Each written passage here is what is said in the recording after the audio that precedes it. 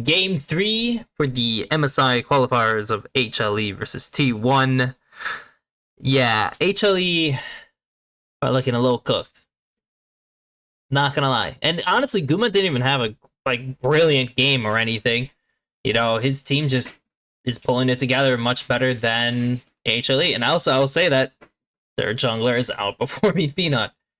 So in this series, it's going into this, miles ahead of Zeus in that series, and or in this series, happened in the possible. 2024, it didn't really happen. I think that the fact that Doran with all the doubts that we have what bands we have.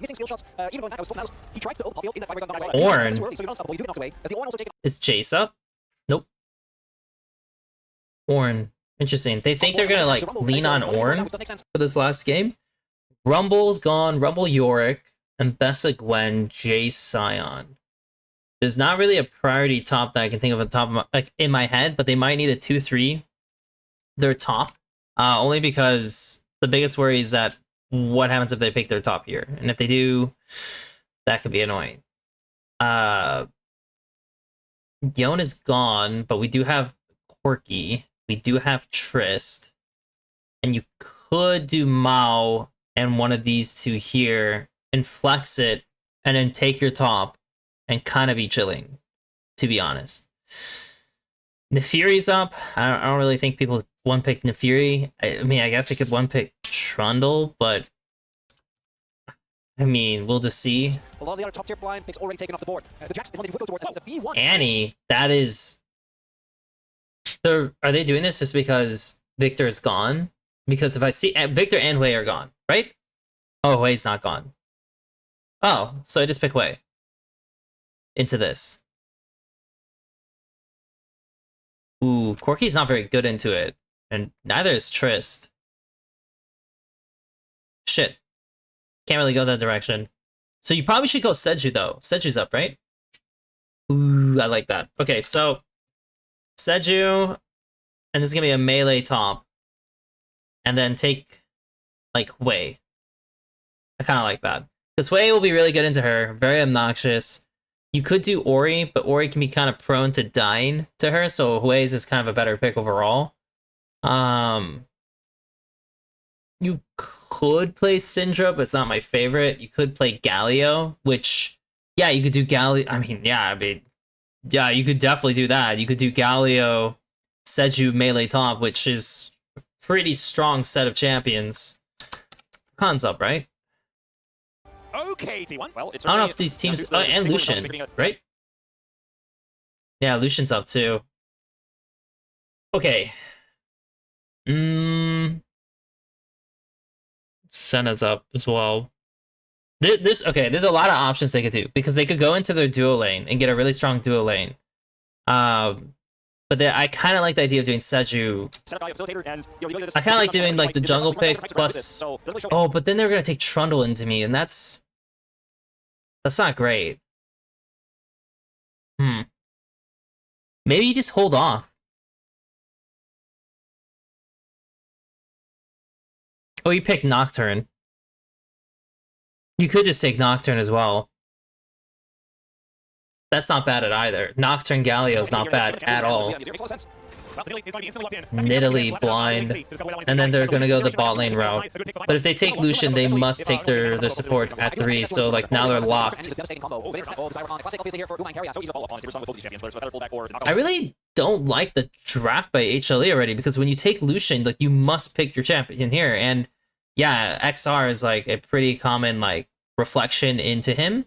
So yeah, you're just like handshaking it, but then you get an Annie with bans, which is much better than Annie like this straight up. And the Nidalee was not important because the Nidalee can just beat every other pick without bans.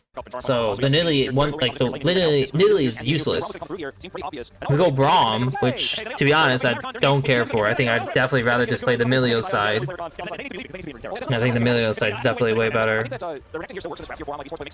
They ban Nocturne themselves. Yeah, I don't know. I was really focused on having like a Seju draft with... I was really focused on having that Seju draft with the away and having a, because like your top side would be very strong. Despite it being Trundle, it could be very strong. But if you really do find Trundle to be that obnoxious, yeah, I can see you not doing it. So they end up taking Galio anyways. But you're taking Galio into Xayah. Granted, they could have just taken Xayah Rakan when they picked Galio as well anyways in the draft that I was thinking of. Like if I did Nocturne Galio, they could have just played Xayah. And maybe that actually would be bad. That's what I was hoping for. There's the lead. With that Annie to give play potential. What is Hanwha going to lock in? That's right. That's a loss. Peanut Equim. I mean, Peanut's not playing into this is not game 5 for Fearless. There's a lot more available. Instead of going to Fearless, towards Stomach's favorites, the old Target 2, this Gnar. So they're trying to farm the Cassante in top. Maybe my initial ideas were bad, honestly. Thinking about it, like, because Xayah's on the table, like, but then the Sentry would actually be good. Despite it being Trundle, that actually is probably not bad still. Maybe it is worth it doing that, the Sentry draft, because the problem with the Nocturne draft is it's Nocturne Galio into Xayah, which is not advantageous, and they could play Braum, which, yeah, you could try to play to, you know, beat it, but again, not the kindest situation. But you could also just use that as a fake out and never go in, and then do a Senna at the 3 pick if they draft their duo, or like Xayah to deal with it, and the Senna would have a ton of value. And the Xayah is just a dead pick, you just don't go in. So there's a lot of ways to look at it and play it. This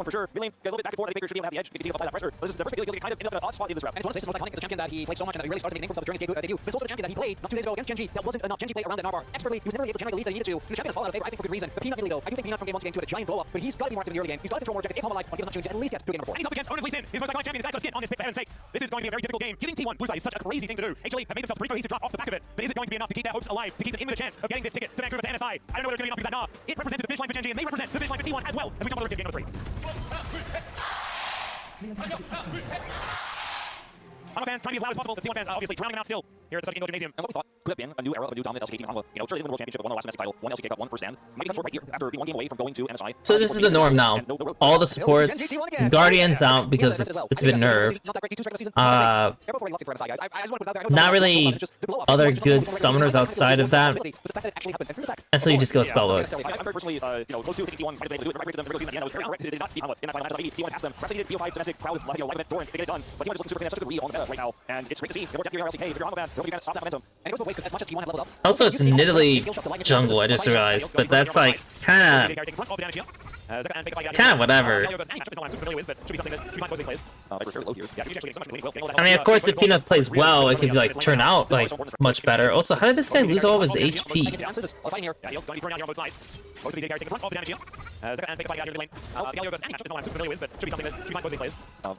I mean, we just have no idea how he lost all of his HP.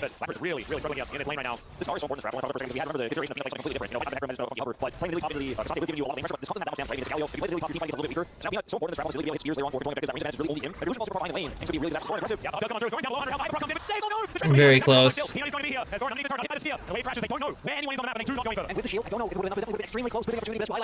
And they swamp. And this is why they took Cassante. And actually, Cassante gets a lot of value in these later drafts.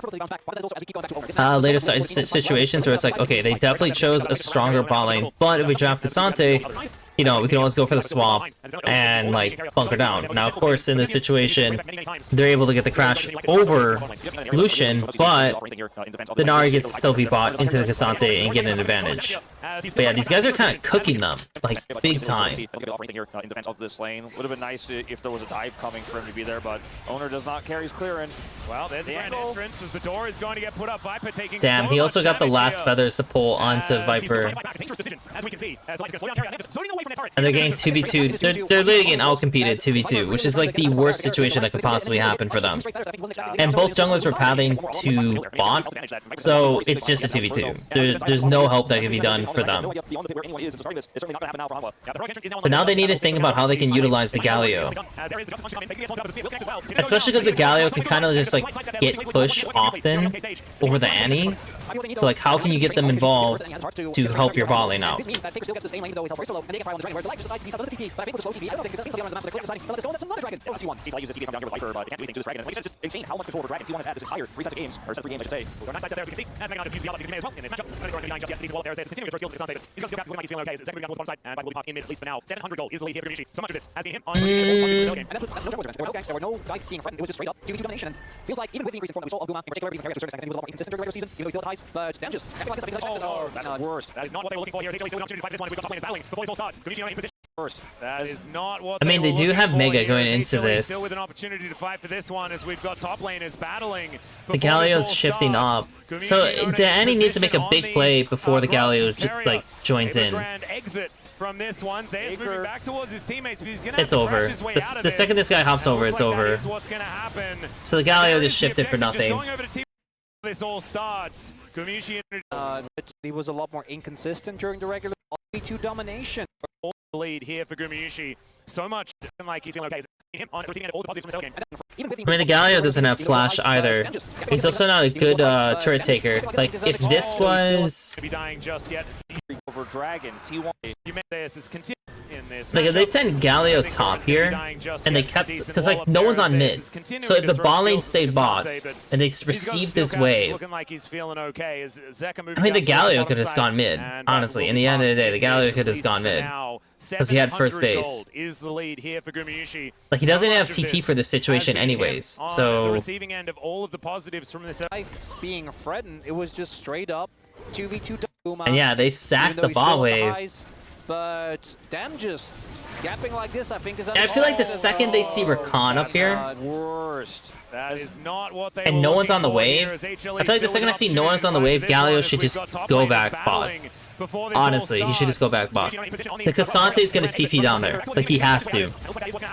Or the Galio can base, and he can go top. And Nar can TP bot. Like, what? Something has to happen, right? Like, no, it's like, yeah, the Cassante, like, TP's bot, but you got nothing for it. So, HLE just kind of wasted all their time.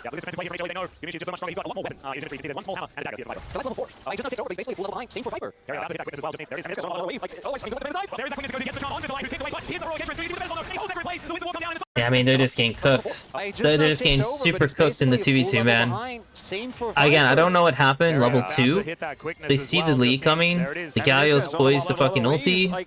Otherwise, I mean, good luck defending this dive. Well, there is that quickness that goes in, gets the charm onto Delight, who's kicked away, but here's the heroic entrance. Gumushi with the ouch. And he almost killed Delight, too. The winds of war come down, and the Sonic Wave is going to miss. That would have been a dead Zeka there, a dead gargoyle underneath the turret, and it might still be. As Carrier not quite with the ouch. But the feathers get recalled, and here comes Faker. He finds ouch. the angle. There's another Pyroblast. It could be a ouch. for the Annie. Damn. Looks to clean up, and that's actually just the game. Like, they actually just lost the game there. Look at this defensive play here from HLE. They know. And if you look at it Nidally, from this situation, she's like, okay, here are my bot camps. The wave is coming into you guys. Just don't die. But what can they do? I mean, I look at what the Lee Sin does. The Lee Sin finishes his 2 camps. Instead, like, yeah, normally he would do his Krugs, right? Also, he technically could have bought the Nidalee in the river if he wanted to. But he straight books it top so they can play on this, and it's just a really smart play by T1. And it's just, like, what did they do? Honestly, what did they do? Guma's so ahead. And Guma's playing a really good Xayah game, too. No way. And this guy dies too? Ow. Teleport is going to come in. Oh my god. Doesn't get CC'd from the Gnar. Zayas looking to try and get himself out of here. As there is the Wallop. It's Carrier that comes in. And there's the Q charged up. Doran wanting oh my god. Zayas gets the transformation. The turret's getting aggressive. Zayas still. Oh my god. That is such a pick. That is such a pick to get. It's just a disaster across the board. It looks like Initiative has a chance to turn around with Zeka coming in. That's the first battle recall. Viper's also close to Johnny, just like some of the spears we're about to be seeing. And even though the members of Conroy, they're always so far behind. And here comes the Annie, finds the 2-man stun. That's fair for even if it doesn't matter. It just adds insult to injury. And just the pressure, you know, that's there in the top side. Allows all this to happen because if you know, the lose that, when it comes to the for free. There's no CC on the ceiling, there's no saving it. Doran has back up once again unsealed spell for Ron. It's going to be out carry out Doran hard force to Zeus. At this point, it almost feels personal. As Doran's making this MSI all out him. Well, T1 going to continue making it out there. They look for this engage on the peanut. He tries to get out of the line in such an awkward position. Zayas is going over the door. Has been set up as well. So where we're coming from is they're going through mid. But the Lee went through bot first, though. I should say that the Lee went through bot, but they have vision established, so the Annie can just walk this way, right? So the Annie walks over. Well, T1 are going to continue making it about them. Good Brahmar to stop these guys. But now these two are isolated. An awkward position. Zayas is coming on over the Faker just uses all the CDs on the Braum. about them as they look for this engage onto Peanut. He tries to get himself out of there, but Delight is Which, to be honest, is kind of bad. In some ways. I mean, he does a ton of damage, but like in some ways, it's kind of bad that he just used that all of him. And what happens to Peanut? Peanut doesn't go in, does he? No, he just gets kicked. He can't react to it. So Owner just owns that guy. He's gonna actually hit some T1 players, but the block from Faker is so good. Jesus Christ, this is really just a nightmare, isn't it? And now Zayas is stuck. And maybe, honestly, Zayas should just kill this guy, no? Like, did he just E? Yeah, he does. I don't know what he's doing. He literally can kill Rakan. He should jump over, kill Rakan. Jump over, kill Rakan, go into this guy, and just play with this guy. Like, he actually ints himself, by the way. This is his fault. And this situation is not nearly as good as it could be. Like, not as clean. Because again, Zayas could have just killed 2 people. Or like killed at least 1 person, maybe 2 people. And that's because Faker uses his R on Braum.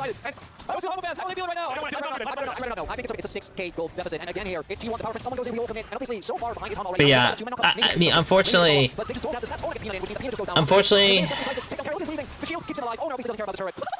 each opposing jungler is kind of out-competing Peta in these last 2 series, unfortunately. Oh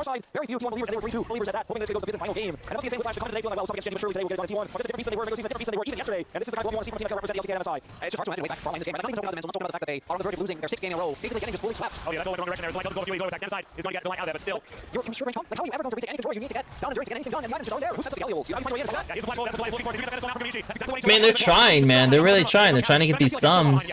He only got the Zyar, and I mean, it is what it is.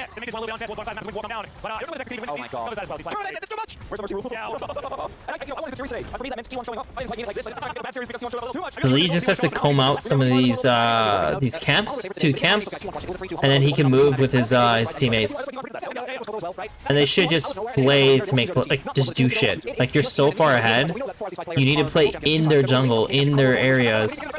So I like what Owner is doing. Like, you need to make sure you keep the pressure going, and so, like, yeah, they just walked in. Obviously, HLE should not be here. Like, they're just situated way too far ahead. Like, that's not your jungle. You can't play in your own jungle. Like, you're too weak. I can't believe that guy reached him. Okay, Zayas is just getting down to the start unceremoniously, and like you were talking about, the perfect game still on the line. 12-0 is the kill score. They're going to take an inventory here at 18 minutes. Oh man, now we're just talking about actually can they get a kill ever in this game? That's going to be the question, and maybe off the back of this one, he's got the smooth moves to taxi alongside the play call there, so holding him in place. Really don't like the Braum pick. Going for into 3 people. The Fenix is doing so much damage. That's right. Derek going to join him. There's the knock of 10 on Zachary. He's got the shield, the flash, but the Fenix is there. Answer is Zayas down to 18 to get that back line. It's the fire blast from Faker that locks him down, and he might be able to get 1 carry. He's going to fall. There goes the perfect game. It doesn't mean anything because they are spamming their tickets. I mean, I don't even need to say much, because in the end of the day, like, at this point, like, HLE are just running their faces into them. But they also have an early game comp because they're playing Nidalee Galio. Like, they must execute. Yeah, this was apparently what I'm doing. They admitted this. They said they were built for national competition. Well, it's a bit awkward when you don't even get to go there. As this was just Gucci playing with his food. As Zayas went in to try and take it down, he just said no. And Terry does go down, he's replying, set up the play for the rest of his teammates. Oh, goodness me, T1 just had every answer today. Oh boy. This is one of the most one-sided games I've ever seen in the best of 5 in professional play here in Korea. It's just really perfect game. Just that one kill stops. The perfect gear 41, but how can you even stay composed on the stage? Oh boy. It's just a run towards me. The all out Dorian just said no mega code for you, sir. Heavy goes Terry finds a hole in that back line. As the Galio comes down, he just gets booted out of the rift entirely. I feel bad for them. Obviously, this is them just having a full-on collapse. Like, HLE are not actually this bad to be getting 20-1 in a game. They let it get away from them, big time. That's what that was. It was, he didn't necessarily answer, but it Everyone's had a role to play in the series, and I think Victor was the most wild of the five. As your rest of this game has been such a strong facilitator. I've seen too much skill objectives. I'm not skill level. This is too much. oh my goodness. I was Thursday. I was sorry. That was the only, we don't really show what we had so far this game. Oh, that was the first one on 30. Yeah, we got the replay. We need to preview, yeah, you saw the one was coming over trying to grab it, and he said, yeah, I won. And he did. And he did. Will it really matter? Not really. But against revenge for his teammates. Doran, remember, he lost that same battle on the bottom side of the map against a different camp, but still. A clearly strong Super revenge is light. Oh god, the Braum is king. Taking so much damage here. As Doran throws that the wall. He's not quite as tanky as he wants to be right now. Still kind of tank 4 members of HLE. It doesn't matter. He's just zoning. We thought the Arrow 1081 might have been over. We finally had a new champion, finally a new challenger. Summer Team still won the world championship. They're able to make the first stand. They're winning their stand on the MSI ticket. Say we are still able to hang with the best. We are still up there with Gen G. We are top 2 team in LCK. They're right here. Yeah, that was actually very cute. I wanted to hop over there. He was like, let me help you, as he kicks it back towards his face. And alright, HLE, or at least on the map. Oh boy. Even when they have a chance to catch, it's just not enough. Like, they're dying. They shouldn't be putting themselves in this position, right? He won. But, like, what can I say? We're just laying it right out. This will probably be one of my fastest watches. I'm trying to think how do I view T1 after watching them just play this one series though? Because Guma's Varus was like not great. His Zaya was fantastic. Keria looks still just phenomenal. Like really, he just looks absolutely amazing. So it's like Doran was fine. Like, do I think Doran should be the MVP? Honestly, I'm gonna put this out. So like the MVP of this game.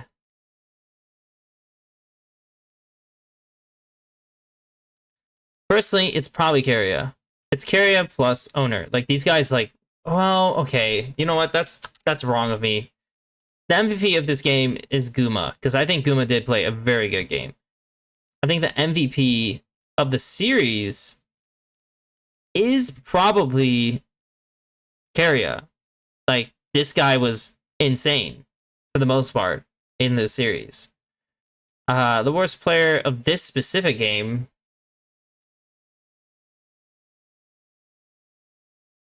It's someone in bot lane. I don't know. I'm just gonna say HLE's bot.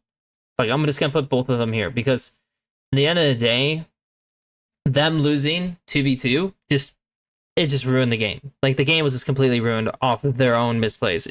Regardless of the mistakes Peanut made, them being down just made the game super hard to play. And from the way I'm looking at T1, you know, like Guma is still wide variance on like from good to bad for a world standard, but he's still a very capable player. Keria is looking great. Owner looked really good. Faker is, for the most part, doing his job and what he needs to be like looking for. Doran, I like the way Doran was fighting more. You know, like I don't know if his laning phase is still like up to par on like where it should be, but for sure his team fighting and contributions were felt, and that was massive for him. And the team looks good. I mean, it looks like they're gelling, you know? Like that's the most important thing. The team looks like they're gelling, and if they're gelling, you know, funny enough, I find that them and G2 play kind of similar. At least G2 of last year. I found their playstyles to be a bit similar. It's just T1 had better players. You know? Like they just have better players. But they have like some of the same ideas on how they read side lane plays versus going through mid, and those timers, especially from Keria and Owner, and I'm just excited to see how they carry this.